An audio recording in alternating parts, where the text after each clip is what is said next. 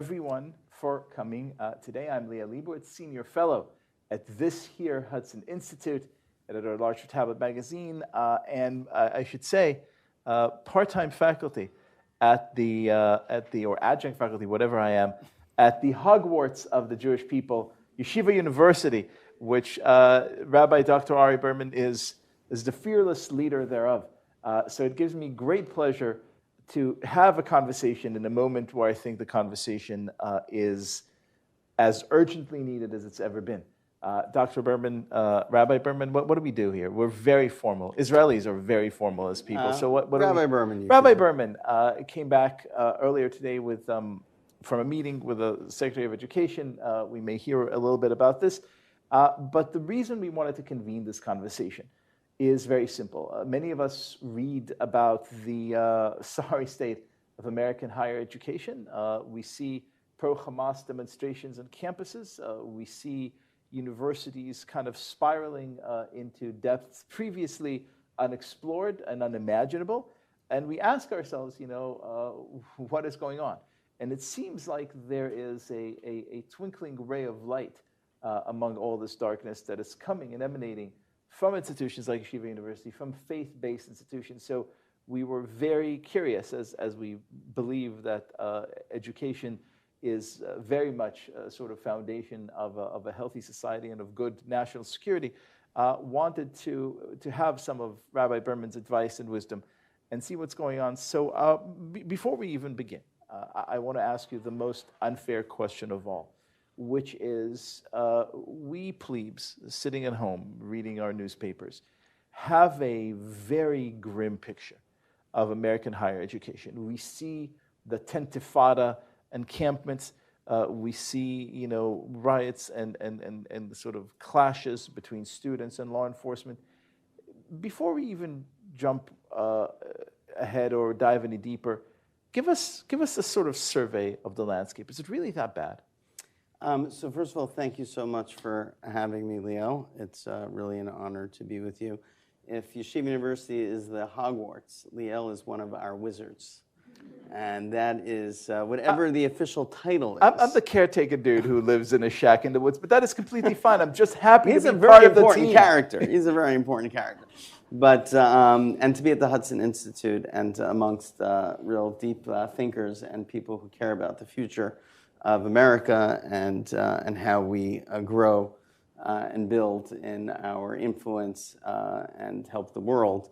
That is, it's really a blessing to be here. So thank you for hosting me.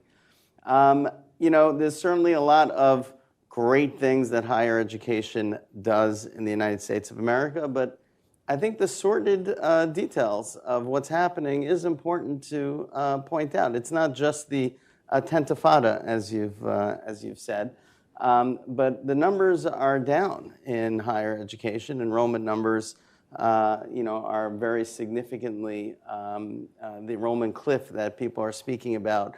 The fact that over 800 schools have closed in the past 20 years in higher education. The confidence, trust in higher education is down to, I think a third or less than a third of Americans profess that they have trust in higher education. Tuitions are up and the results are unclear. So I do think that this is a moment for higher education, but one of the main features that our current climate is correctly focusing on is anti-Semitism. And this is really important because when I've been in higher education conversations, often anti-Semitism is pushed to the side. I was just spoke at the the Global Milken Conference, and the concept was speaking about the hopes and hurdles of higher education. And, I fronted anti-Semitism.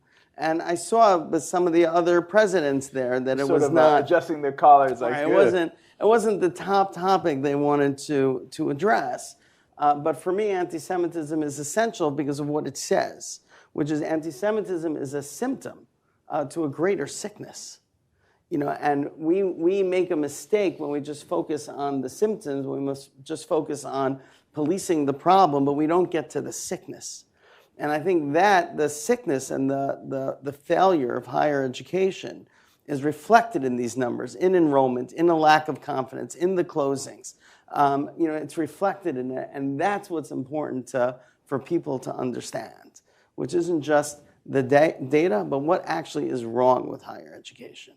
How do you explain the sort of permutation, the sort of great flowering of the sentiment that most of us maybe would have thought, well, these are progressive places, liberal places, these are places that are likely to, espouse some criticism of Israel? I don't think many of us saw Hamas and Hezbollah flags on campus. How do you explain this flourishing, the surge of anti-Semitism on campus? Yeah, I think that it goes back to much deeper. I think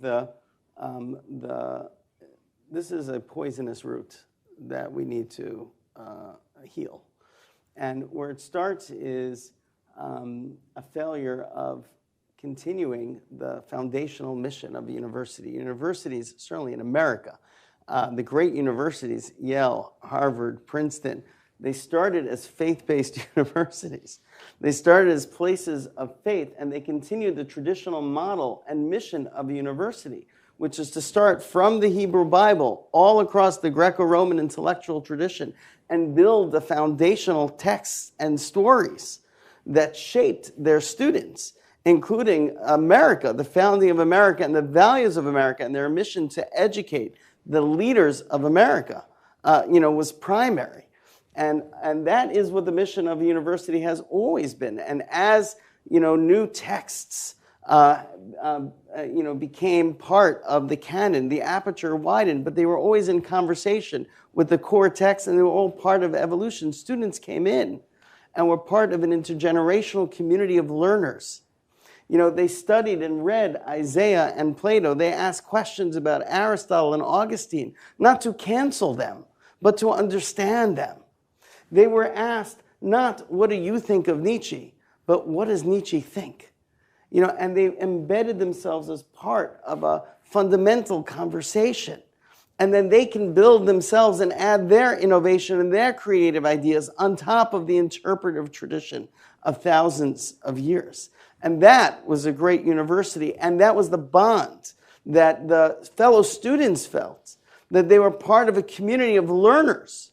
And this is who they were their partners and fellow journeyers, and the connection to their professors was as lifelong guides who would be with them in this incredible journey. So before we could step into the light of faith-based education, let us wallow and wade for a moment in the darkness. And I have to ask, based on this idyllic description that you so eloquently and beautifully just shared, and based on the immense distance of the current reality from that vision, is the university over? Is it time to say, this is a model of education that stood for several hundred years. Maybe it was a creature of the Enlightenment. It's time to consider other ideas, other models, other platforms. Yeah, I don't think it's over, but I think that sense of innocence, of respectful admiration for the universities is over. And what has moved is we moved into a time of a reckoning, which, if done right, could be redemptive. And this is the opportunity for universities to rethink and revisit what is their foundational mission. Because what we've seen in place of this idyllic sense of what a university has been for thousands of years is instead of a core curriculum, an open curriculum, new departments that aren't in conversation with the past, but replace the past, where the students are no longer reading the same text and no longer share the same stories. And that's where hate can seep in.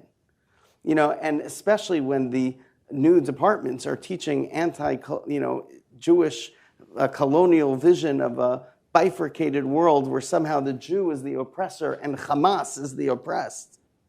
Right? This type of crazy worldview, which permeates universities, has brought us to a whole place where hate and anti-Semitism, not just creep in, but we see what we see today. So, rather than just speak about how do we police anti-Semitism, what I think needs to happen right now is a true reckoning of what is the mission of a university. What is the curriculum of a university that befits that mission? What is the tenure process that will advance that mission? We need to actually explore and uncover and model what a real university should be and how it's run. Now, you are already the president of America's greatest university, so you would not accept any downgrade in your position. And we will talk about the place that faith-based education plays in the higher education landscape in just a moment. But if someone were to say, you know, do us all a huge favor, you know, Columbia really, we can't seem to find a president for that institution. Come in and give us the sort of blueprint to how we may begin this reckoning. Where does it begin? Yeah, it doesn't begin at Columbia University, I can tell you that. And this is really an essential part of this conversation. Like, you have to know who to focus on and where to focus. And there has been too much of a primary focus on 8 universities in this country. Okay, but there's a whole world of universities out there. And we need to rally the angels and rally the people who share in the mission. And there are those in the middle that can be brought on to the mission. Like, those should be our focus. It's not the Columbia and the Harvard.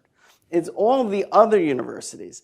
And that's it's so amazing. This is part of this reckoning, is this recognition of that. So when I was at Milken and you know, the other presidents saw a representative of a faith-based university, they said, you know, we need, of course, an inclusive America that has the elite universities, the public universities, and the faith-based universities. And I said, you know what? Let's also include the historically black colleges, universities. As my friend Wayne Frederick, who was the former president of Howard, is there. And what I was introducing them to is that there are actually great universities in this country that do great research, that actually stand for an intergenerational community. We need to be broadening the picture of who's in America. And that's the opportunity for us to collaborate and come together as a group of those universities to work on what's the foundational mission. We will get to that in a moment, because that requires a sort of, as you said, a broad worldview, which requires, you know, lawmakers, parents, a bunch of other players to sort of come together and start shift the focus. This is what I said to the Secretary of Education. I would like to hear all about this, but before I even do, I don't know that all of us have a very good idea of faith-based education and the role it plays in American higher education. So give us a kind of, you know, a glimpse, a glance into this world, and in what fundamental foundational ways does it differ from what we think about when we think about a generic American university? Thank you. That's a great question, Liel. Faith-based universities cover about 2 million students. About 10% of the American population are in faith-based universities. Faith-based universities consistently outperform the national average. 82% of enrollment growth as opposed to 57% of enrollment growth. Okay, their students are coming in droves. I can tell you from my experience at Yeshiva University, we are packed to the brim. We can't even figure out where to put the amount of students that we have. In our undergraduate, the Jewish students that want to come, you know, we continue to raise the quality, and the you know, all the students who used to want to go to the Ivy Leagues who are coming to us. And you know, we're very consistent to make sure that our character and excellence remains in our undergraduate, and our graduate schools are growing out. You know, in the past 7 years, we've doubled in size in our graduate schools. You know, from 1,900 students to over 4,400 students. Because what we're finding in our graduate schools, which are not just Jewish students, but are open to a diverse population, that it's not just Jewish students that want a normal, safe environment where values are actually espoused. All students want that. And this is the growth that we're seeing in faith-based universities across the country. You know, these include Notre Dame. It includes Baylor. I just was on a panel with Notre Dame, and, you know, he was talking about his football team. I said, you know, we have a pretty good basketball team, you know, and I said, okay, it's a little different division, but, you know, we don't get television rights like they do. But, you know, athletics is also... Not yet. Athletics is definitely good. I have good athletic stories. But these are our national treasures, the faith-based universities. And you know, they are ones that tend to believe in this traditional model of education, starting with the Bible, moving forward into the Greco-Roman intellectual tradition and building their students with a sense of purpose. And that's what faith does, that it's not just progress, it's progress with purpose. And that's where we're seeing with faith-based universities. I was just at a conference, the president of ACE, who's the head of 1,600 university presidents, he said there was a study done in UCLA where the number one issue for incoming freshmen of what they're looking for in college is not a top profession, but to define their values. That's what they were looking for in college. They were looking for values. They are not finding it in so many places in the universities. But this is where they find it in the faith. That's why faith-based universities are so on the rise. What a striking, shocking, and at the same time tremendously inspiring thing to learn. Because you hit, I think, at a very important point earlier on when you said a university isn't really possible unless everyone feels a sense of shared community, shared values, feels like they're growing in this tradition. And no matter what else they do, contemporary universities really aren't designed to do that. They're designed to do very, very, very different thing. Is it necessary to have a faith-based university to hold that sense of togetherness, especially in an age where, social media, bifurcation, atomization of individuals is so, rapidly growing that people don't feel connected to anything, to each other or to a grander set of ideas? Look, there's definitely a powerful argument to make for faith. Recently I was in a conversation with Jonathan Haidt, and he said to me that picture the world as filled with toxins, and that every time you breathe in the air of these toxins. And there's some places that have a bubble that's a protective, that protects the inhabitants from the toxins. And they're the ones that have the long-term survival. Okay? He said, if you look at the world today, with the social media, anxiety, depression, everything that's out there, he said, the bubble, that's the faith communities. They're the ones that are protected. They're the ones that could, with a sieve, decide what is worthy of their kids participating in and what is not.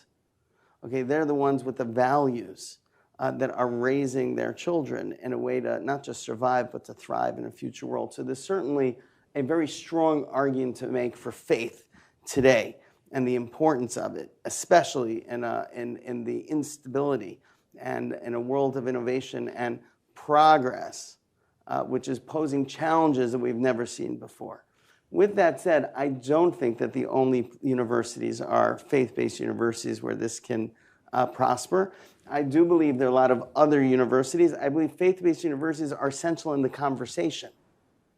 I believe that what we need is a conversation. This is what I said to the Secretary of Education, which is, it's great that we have a task force to combat anti-Semitism, necessary. We need to make sure the universities police the civil rights abuses that has taken place on their campuses. And it's only because the administration has created accountability that we're seeing actual changes on the campuses. But that's not sufficient. That top-down model can work when it comes to policing bad behavior. Right. But when it comes to actually creating the right model of university, we need a bottom-up conversation. And what I suggest is that we need a parallel task force for American educational excellence that brings together the universities, including the faith-based universities, as essential to the conversation, but not only them, to actually create the model, as I said, of the mission, the curriculum, the tenure process of universities that thrive and contribute to America and will create the leadership for America with the shared story of the American story and the heritage of the intellectual heritage where we're from. So I believe that there is an opportunity. This reckoning that's taking place is giving us an opportunity for a redemptive moment, but we need to seize it. And this is the moment of opportunity right now. I love this. Look, we're in Washington, D.C., a town obsessed with winners and losers. and you gave a pretty compelling, just from the stats alone, indication of one sector doing extremely well and another, struggling mightily in all corners. But you also understand, I think very correctly, that the expectation oughtn't to be that every single university, will put on a yarmulke or a cross or whatever it is and be like, okay, well, we are now doubling down. Yale is returning to its sort of religious roots. When this conversation happens, when we sit down and have the conversation about American values and about, past and more importantly, the future, how are faith-based universities leading the way in this conversation? What is the sort of vector that they're pointing towards that could help reinvigorate other institutions? I think that the purpose of a university is not just its intellectual content, but also its moral character. I think the sense that leadership, that we're educating the leaders for America, and what that means isn't just about passing down a specific knowledge, but being part of the intergenerational tradition, as I spoke, but also that it's reflective of the kind of person that you are. One of the confusions that we're seeing in universities today is that they believe that moral clarity somehow conflicts with institutional neutrality. Right. And that is devastating and wrong. Since October 7th, I've said this repeatedly. And this is what I did after October 7th. I created a coalition of university presidents who were able to sign a statement that says, we stand with Israel, with the Palestinian people who suffer under Hamas's cruel rule, and all people of moral conscience. And I had over 100 university presidents sign it. Public universities, private universities, University of Texas, University of Miami, Arizona State, the chancellor of SUNY, the chancellor of CUNY, faith-based universities, Notre Dame, Baylor, historically black colleges and universities. The president of the United Negro College Fund was one of my founders. Okay, because we all got together with the sense, moral clarity is a good thing. That's what we're trying to here to teach. And that doesn't conflict with institutional neutrality. To say that Hamas is a terrorist organization shouldn't be so hard to do. And there's a real confusion about that. And I spoke to presidents, and they quoted me University of Chicago, and I said, "You're making a mistake." Okay, and there was an article in one reporter wrote, "It's University of Chicago versus Yeshiva U." I'm like, great, that's about right, because it's true that there must be institutional neutrality, but it doesn't mean that the president or that the institution can't make a comment about basic fundamental right and wrong, that rape and murdering children is fundamentally wrong. And the model that I spoke about was Lee Bollinger. He said when Columbia University, when they were wrestling with whether to host Ahmadinejad, and what Lee Bollinger decided is that academic freedom, we have to allow him to speak. But he introduced him and condemned him as a tyrant for his moral failings and what was happening under his reign. And that was a great example where you have academic freedom, but you have moral clarity too. Presidents and institutions are not handcuffed when it comes to basic principles. And if their goal is to educate their students, not just in the content of knowledge, but in character, then they should seize these moments, as precious as they are. I'm a refugee from academia, so I don't have the clarity that you have. Explain to me, because none of this sounds hard.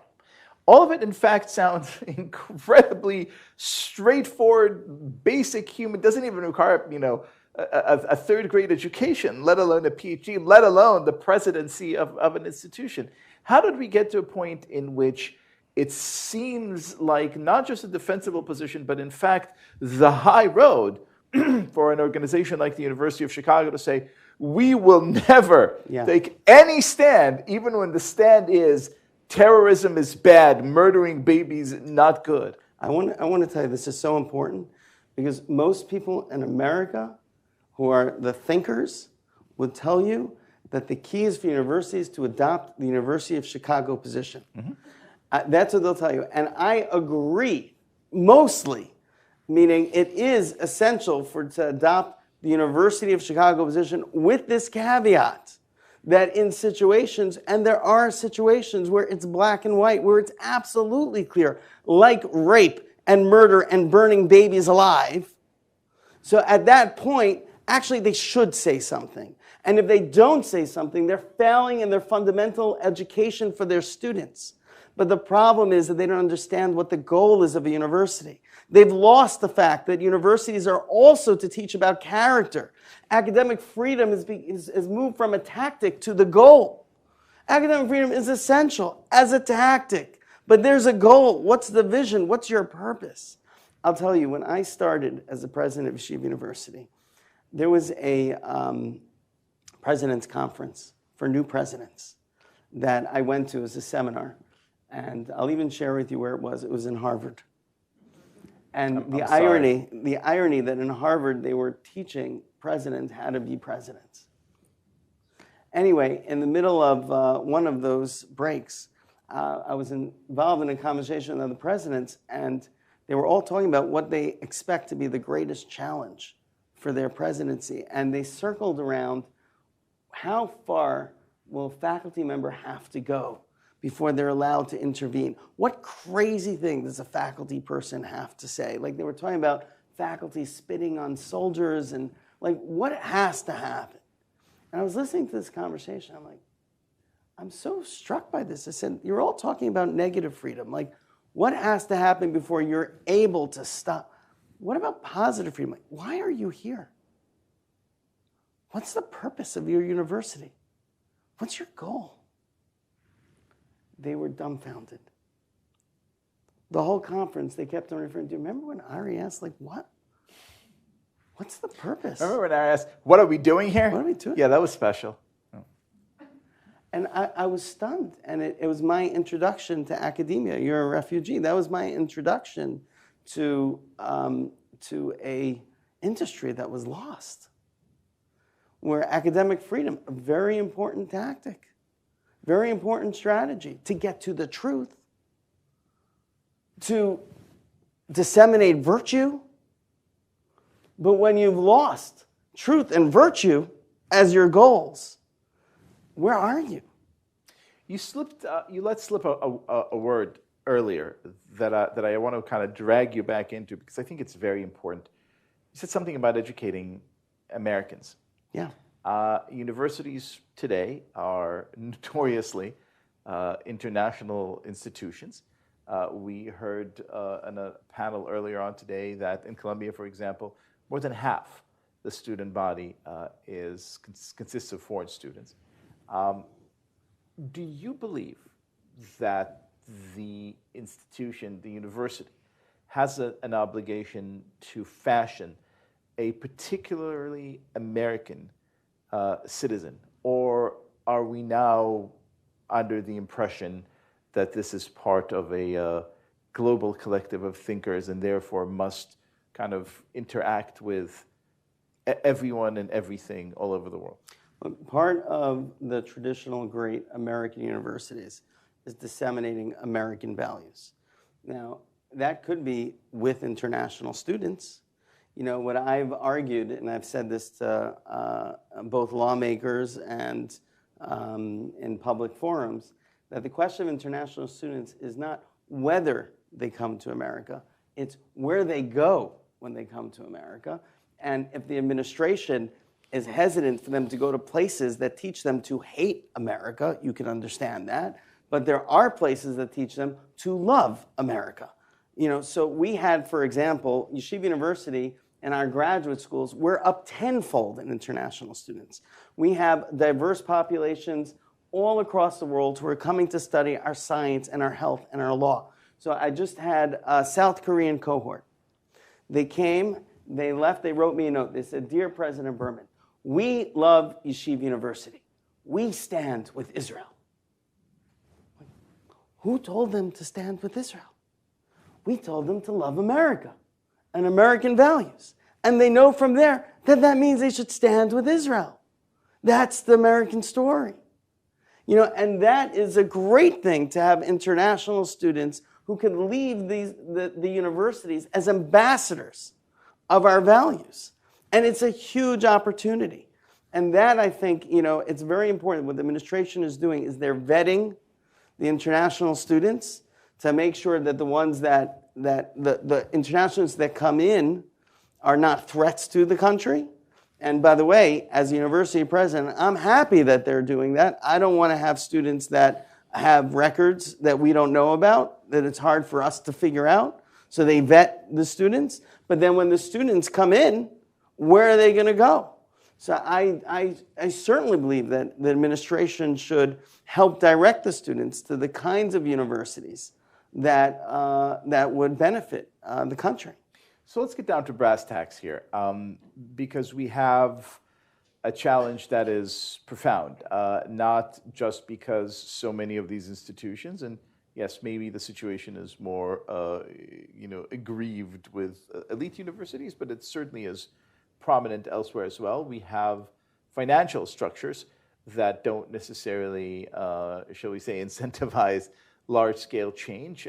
We have entrenched faculties that will not necessarily see an exercise in rethinking values and directions as a positive thing. So I'd like to hear you sort of reflect on the kind of perfect storm that needs to happen for this reckoning that you talk about to occur. And I know that it involves lawmakers, but it also involves parents, educators. There are a lot of kind of different kind of nodes here to this conversation. So in no particular order, where do we begin? You said the administration, extra vetting is good.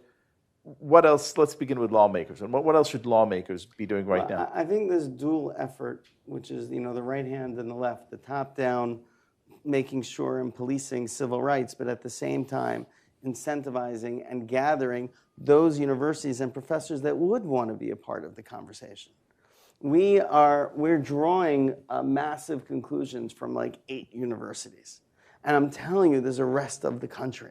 That's why I put the coalition together, because I wanted to show America that there are university presidents that actually could stand up to hate and stand up to terrorism. There are good presidents and good universities out there that would be part of the conversation. So in addition to the right hand policing the civil rights abuses, the left hand should be working to gathering and incentivizing that so we can create the models that actually could create long-term change. So I think that is essential. When it comes to students and their parents, look, they have to truly understand the culture that they're sending their students to. It's not just a question of whether their students are going to be physically unsafe, although that also is true. But it's not just that. It's what type of person do you want your son or daughter to become? Like, what character should they, what sense of their own identity, with their past? Do they see their parents as part of their identity? Do they see their grandparents as part? Do they look back into their lineage to determine their legacy?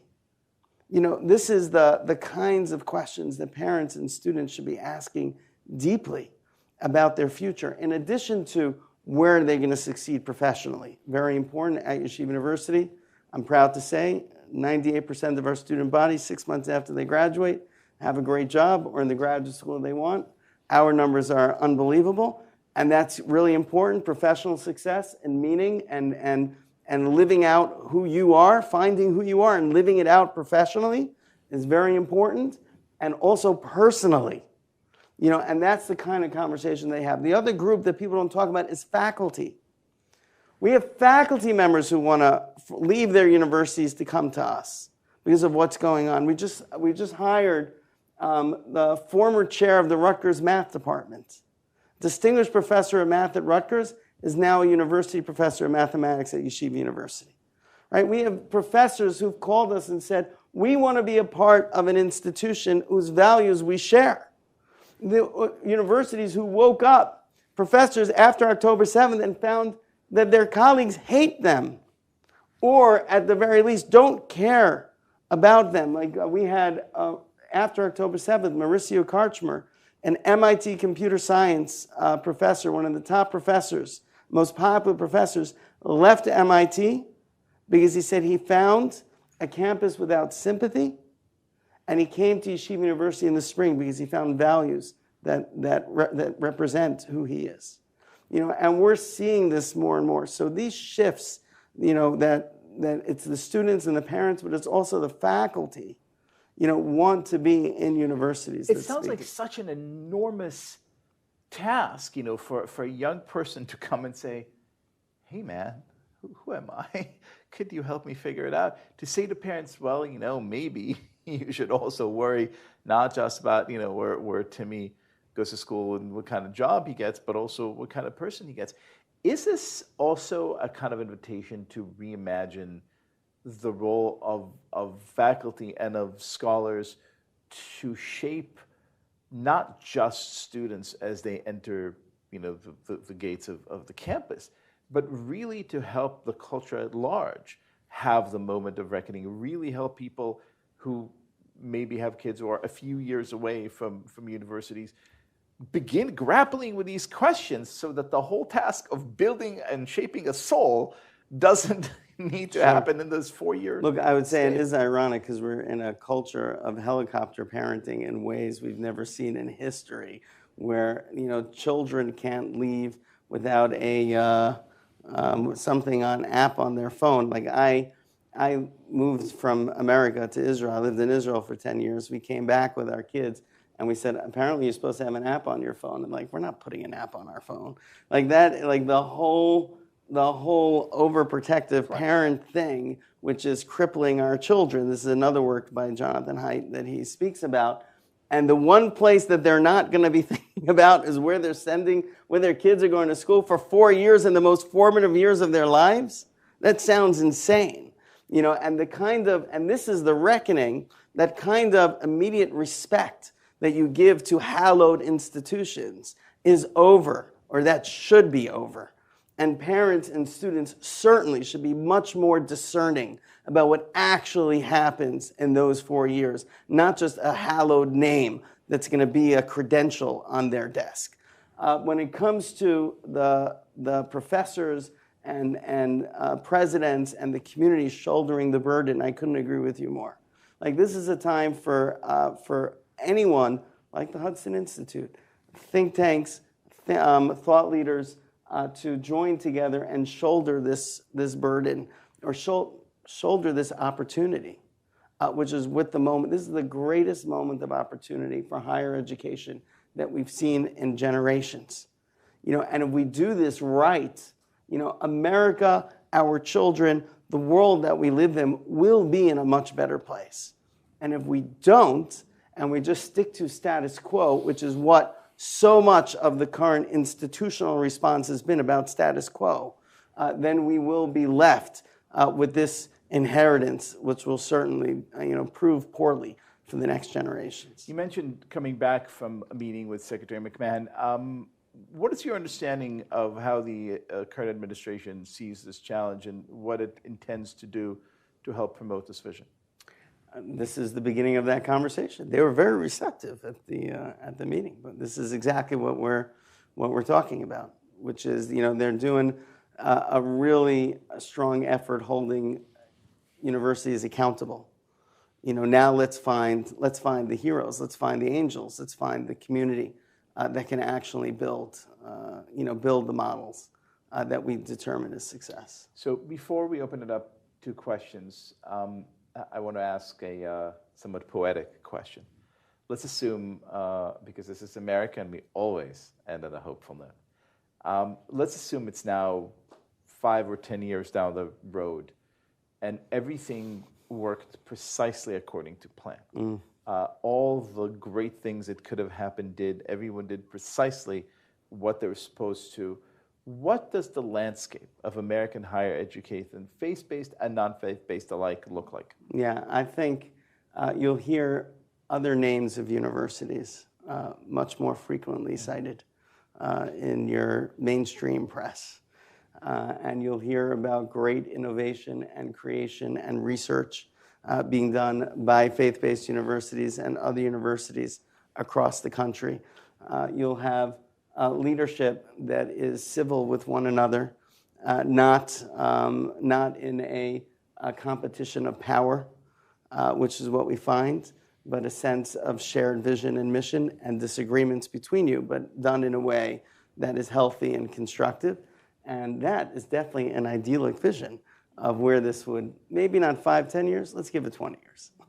Well, faith certainly helps. Exactly. At which point, we'd love to take any questions you may have.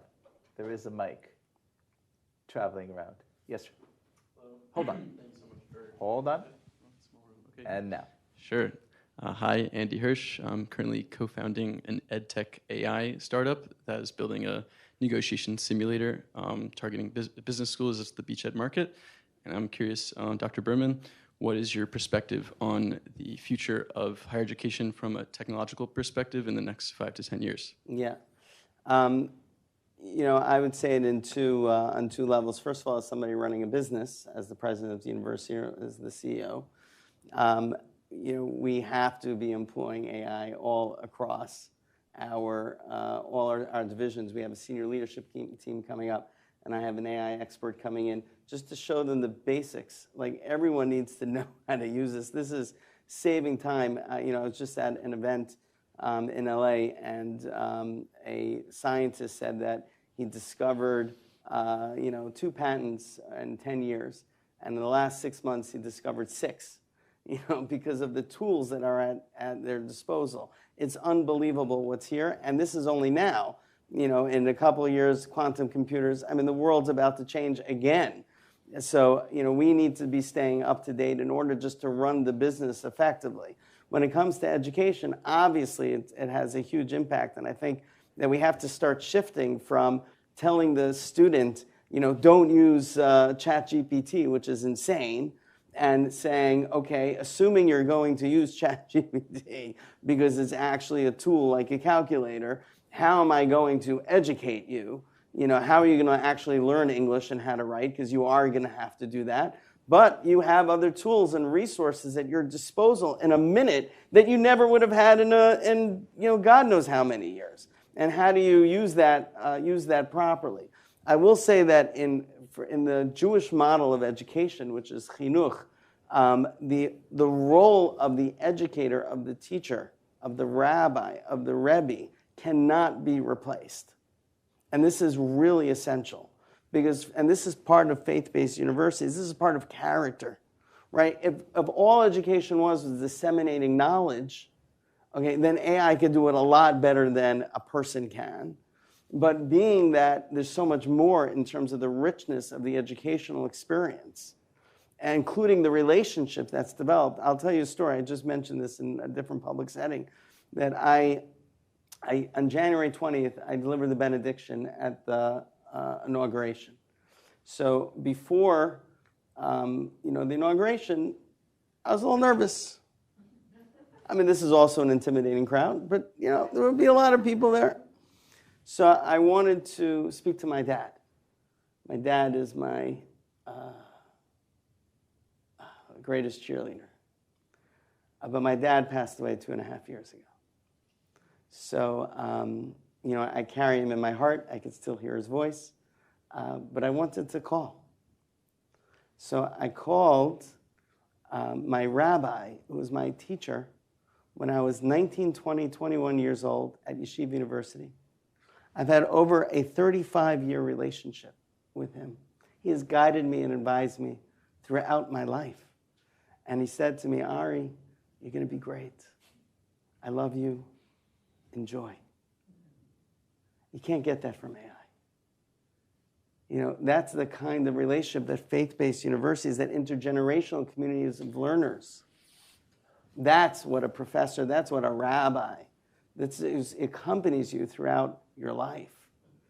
So AI is going to be important right now. There'll be another revolution shortly, but also, in some sense, can never replace the individual. It's such a beautiful story, and I'm sorry, I'll back to you in a second, but I wonder how you do this period. The Mishnah in Pirkei Avos, the Ethics of Our Fathers, says famously, Aseh l'charav, make for yourself a rabbi, because you have to work, you have to come at it from the sense of humility, etc.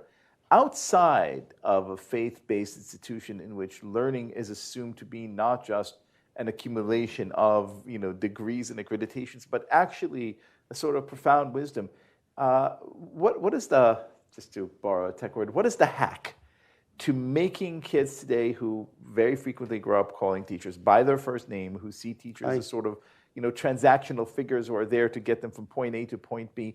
How do we convince kids to make for themselves a rabbi? Listen, it's a great question. Let me just say it's a sea change when it comes to the culture of universities too. Who are you hiring as your professors? What do they see their jobs? Like, are they standing in a classroom of 500 people, and then the TAs are doing the work? And we have the greatest minds, certainly in our Jewish, but not just in the Jewish part. Our mathematicians, our scientists, we are at one of the top. I think we're 16 in the country in teacher-student ratio. Okay, because we actually invest in the student. And that's what a professor is. It's not just great research, it's a change. That's what I mean by we need to come together and talk about what is the model of the university. This is a sea change in how we think about education and relationships and investing, what it means to be a professor. And by the way, we speak about character, the character of the professor. Rabbi Soloveitchik, Rabbi Joseph B. Soloveitchik, who is our spiritual master of the 20th century, said that an educator opens the window into his own soul and allows the student to peer in.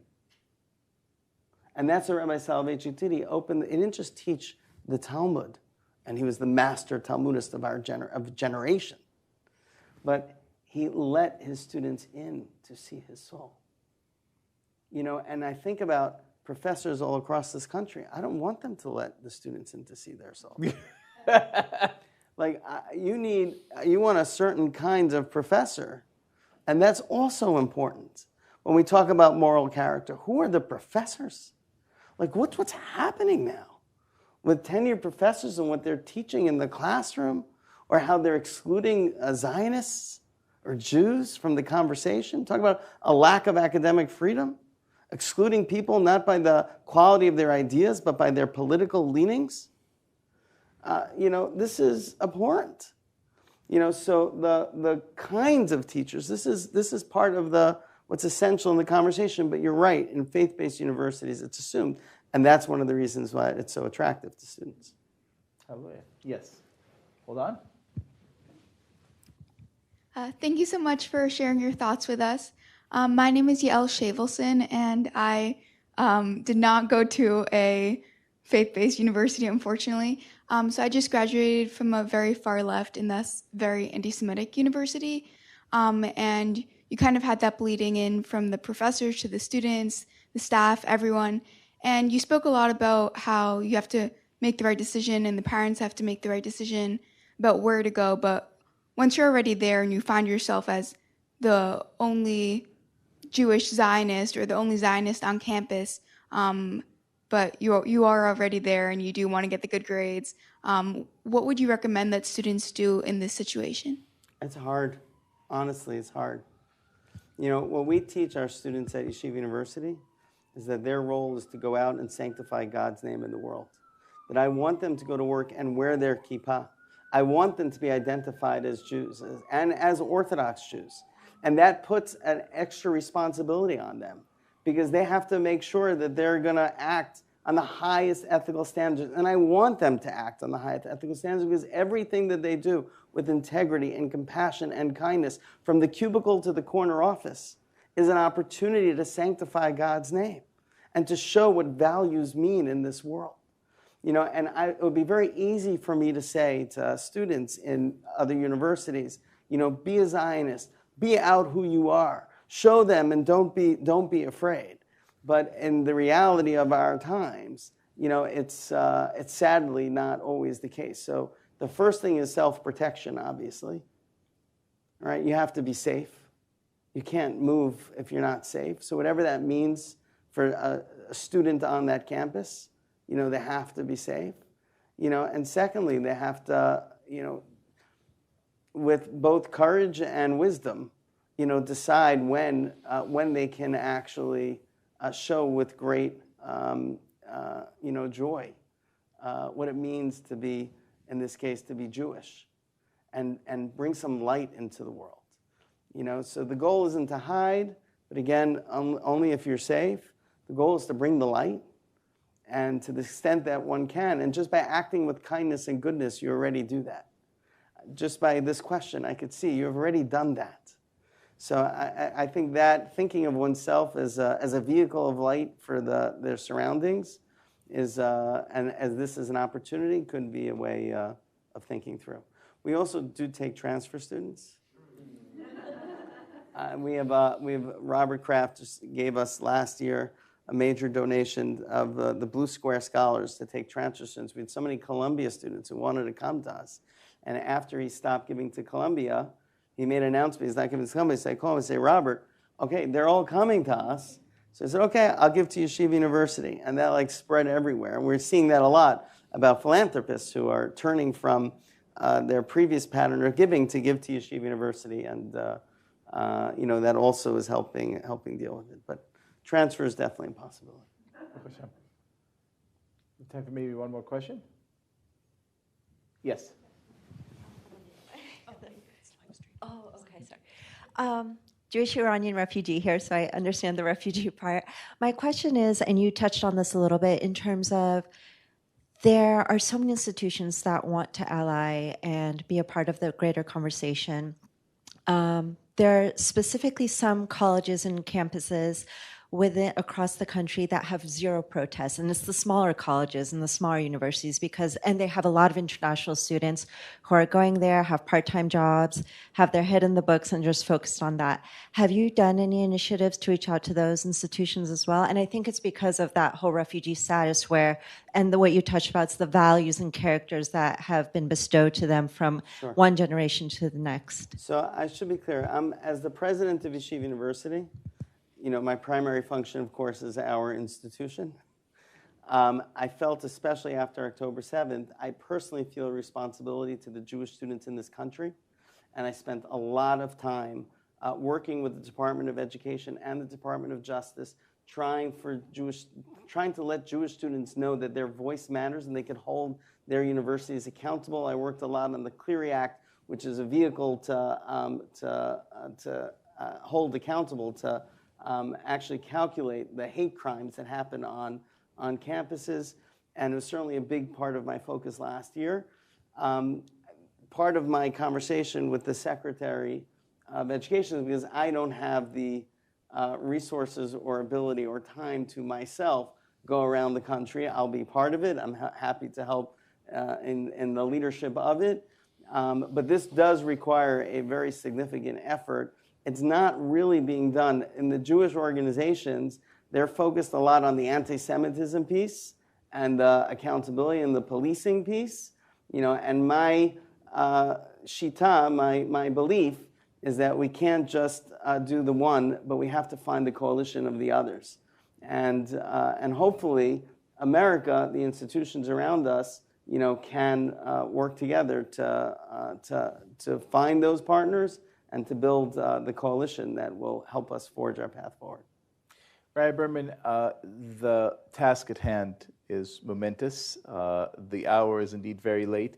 But having gone from teaching at Columbia and NYU to teaching at Yeshiva University, and seeing the quality, not just of the faculty, but really sitting in the room with students who were there because they truly wanted to engage, who were there because they truly wanted to learn, who were there because they truly wanted to go out into the world and be, better human beings, better Americans, better citizens, gave even a curmudgeon like me all the hope that I need that these initiatives that you talk about are only just beginning. So on behalf of all of us, thank you so much for all your work. Thank you so much, Liel.